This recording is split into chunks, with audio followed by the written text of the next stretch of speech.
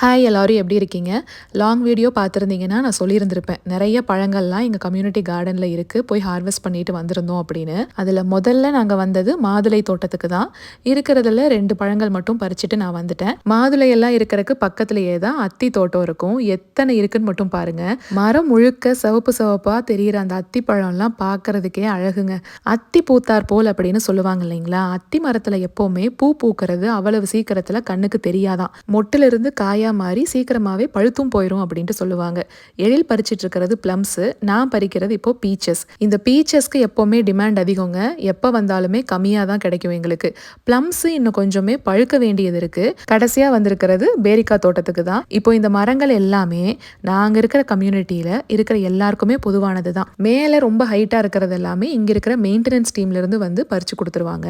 இங்க வேலை பார்க்குறவங்களுமே அதை எடுத்துக்குவாங்க. சரிங்க, நம்ம நாளைக்கு ஒரு ஷார்ட்ஸ்ல பார்க்கலாங்களா?